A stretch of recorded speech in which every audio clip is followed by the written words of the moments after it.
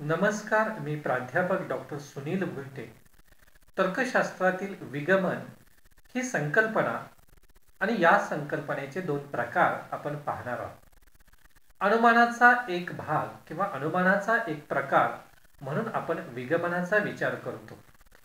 विगमनाच्या साहाय्याने आजवर अनेक शोध लागलेले आहेत. मग ते विज्ञानातील शोध असोत किंवा सामाजिक शास्त्रांमधील शोध असोत, त्याचं मूळ विगमन आहे. मग आता या विगमनाचे दोन प्रकार कोणते आहेत त्या प्रकारांकडे आपण जाणार आहोत. त्यातला एक प्रकार केवळ गणन असा आहे, तर दुसरा प्रकार हा साम्यानुमान किंवा त्यालाच सादृश्यानुमान असं म्हटलं जातं. विगमन हा अनुमानाचाच एक प्रकार आहे आणि म्हणून अनुमानाची जी व्याख्या आपण करतो त्या व्याख्येनुसार ज्ञाताच्या आधारे अज्ञाताचा शोध घेणे, म्हणजेच माहीत असलेल्या गोष्टीवरून माहीत नसलेल्या गोष्टींचा आपण विचार करतो आणि मग या अनुमानाचा एक प्रकार म्हणून आपण विगमनाचा विचार करतो. तेव्हा विगमनाची व्याख्या जी केली जाते त्या व्याख्येनुसार ज्या अनुमान प्रकारात विचारांचा प्रवाह विशिष्टाकडून सामान्यकडे असतो ते विगमन होय. म्हणजेच काय, तर विगमनामध्ये काही विशिष्ट गोष्टींकडून आपण सर्ववाची विधान करीत असतो आणि म्हणून या सर्ववाची विधानाचा भाग हा विगमनामध्ये आपण पाहतो. मग आता या विगमनाचे दोन प्रकार आहेत.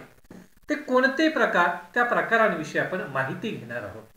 त्यातला जो पहिला प्रकार आहे त्याला केवल गणन असं म्हटलं जातं, म्हणजेच सिंपल इनॅमरेशन. आणि दुसरीकडे आहे दुसरा प्रकार, तो आहे साम्यानुमान म्हणजेच सादृश्यानुमान.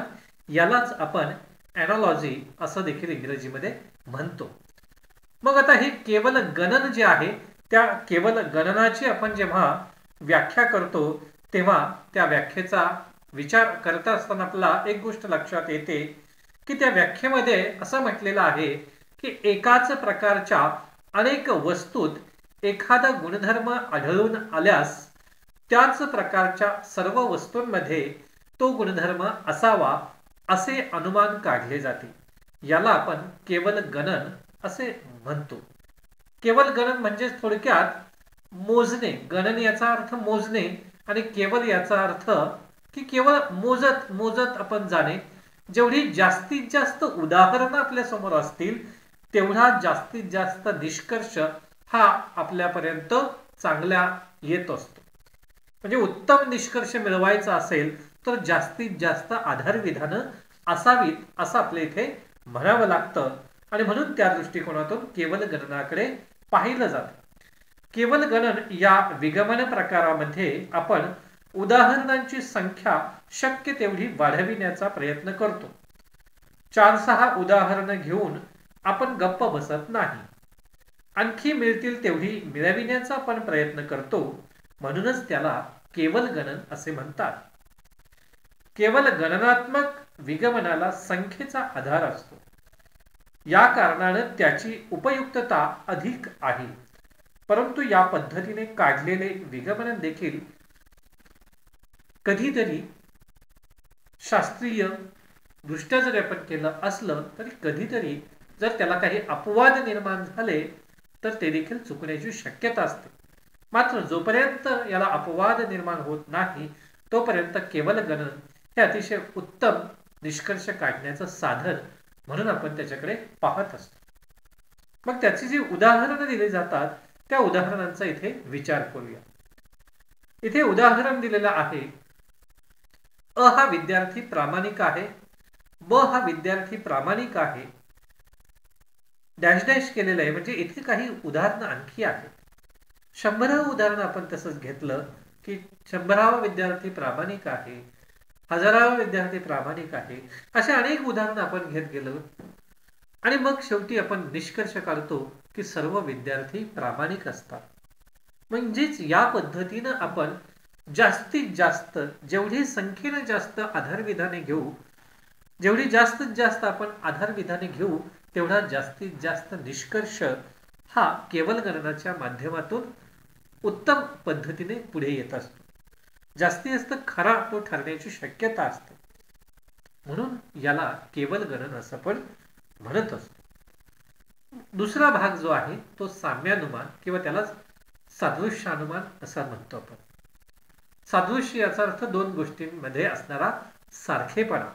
त्या सारखेपणाविषयी आपण बोलत असताना त्याची जी व्याख्या करतो त्या व्याख्येनुसार म्हणता येईल अ आणि ब या दोन गोष्टींमध्ये किंवा घटनांमध्ये वस्तूंमध्ये काही गुणधर्म समान आढळल्यास आणखीही एखाद्या गुणाच्या बाबतीत सादृश्य असलं पाहिजे असे अनुमान आपण करतो, तेव्हा त्या अनुमानाला आपण सादृश्य अनुमान असे म्हणतो. मग आता याचं उदाहरण आपण घेऊया. त्याचं उदाहरण आपल्या इथे सांगता येतं. पृथ्वी आणि मंगळ हे दोन ग्रह आहेत आणि या दोघांवरच्या काही समान गोष्टींचा आपण इथे विचार करूया. पृथ्वीवरती जमीन आहे, मंगळावरती देखील जमीन आहे. पृथ्वीवरती पाणी आहे, मंगळावरती पाणी आहे. पृथ्वीवरती वनस्पती जीवन आहे, मंगळावरती देखील वनस्पती जीवन आहे. पृथ्वी सूर्यमालेमध्ये आहे, तसंच मंगळ हा देखील सूर्यमालेमध्ये आहे, हे आपल्याला माहित आहे. शास्त्रज्ञांनी यातल्या काही गोष्टी सिद्ध करून दाखवलेल्या आहेत, हे आपल्याला माहित आहे. आणि मग त्याच्यावरून आपण एक निष्कर्ष काढतो की बघा, आपल्याला माहित आहे की पृथ्वीवरती ह्या सगळ्या गोष्टी असून आणखी एक गोष्ट आहे आणि ती म्हणजे मनुष्य वस्ती देखील पृथ्वीवरती आहे. याचा अर्थ आपण निष्कर्ष काढतो की अशा प्रकारची मनुष्य वस्ती मंगळावरती देखील असेल. म्हणजे ही संभाव्यता आपण व्यक्त करतो आणि त्या दृष्टिकोनातून आजही आपण बघतो तर मंगळावरच्या ज्या मोहिमा आहेत, मंगलयान वगैरे मंगळावरती पाठवलेलं आहे किंवा अशा प्रकारच्या वेगवेगळ्या मोहिमा राबवल्या जातात, ते सादृश्यानुमानाच्या माध्यमातूनच काही गोष्टी आपल्याला दोन्हीकडच्या समान माहीत आहेत आणि म्हणून त्यावरून जे माहीत नाही त्याची माहिती घेण्यासाठी अशा प्रकारचं सादृश्यानुमान करून त्या प्रकारचा शोध लावण्याचा प्रयत्न हा केला जातो. याचं जे उदाहरण आपण आता घेतलं की दोन्हीकडे सूर्यमाला आहे, दोन्हीकडे जमीन आहे, पाणी आहे, दोघांवर वनस्पती जीवन आहे किंवा इतर वातावरणामध्ये सारखेपणा आहे, या आधारावरती आपण म्हणतोय की पृथ्वीवरती मनुष्य वस्ती असेल तर मंगळावरती देखील मनुष्य वस्ती असावी. अशा प्रकारचं अनुमान शास्त्रज्ञांनी केलेलं आहे किंवा शास्त्रज्ञांना साम्यानुमानाच्या साह्याने अशा प्रकारचे अनुमान काढता आलेले आहे. म्हणून हे अनुमान या पद्धतीनं केलं जातं. मग आता साम्यानुमान या प्रकारामध्ये केवळ साम्याचाच विचार केला जातो, हे महत्त्व आहे. दोन्ही घटकांमधील साम्य घटक कोणते आहेत, साम्यपणा काय आहे त्याचा विचार केला जातो. त्याचप्रमाणे साम्यानुमान हे संभाव्य स्वरूपाचे असते, कारण त्यात कार्यकारण संबंधाचा शोध घेतला जात नाही. हे आहे म्हणून ते आहे किंवा याच्यामुळे हे घडेल असं म्हणता येत नाही. तर केवळ संभाव्य स्वरूपाचं आहे की पृथ्वीवरती सजीव सृष्टी आहे किंवा पृथ्वीवरती मनुष्य वस्ती आहे, त्यावरून एक संभाव्यता व्यक्त केली गेली की मंगळावरती देखील मनुष्य वस्ती असावी किंवा असेल, अशा प्रकारचं अनुमान केलं जातं. म्हणून या पद्धतीनं आपण केवल गणन आणि साम्यानुमान हे दोन विगमनाचे प्रकार या ठिकाणी पाहिलेले आहेत. धन्यवाद.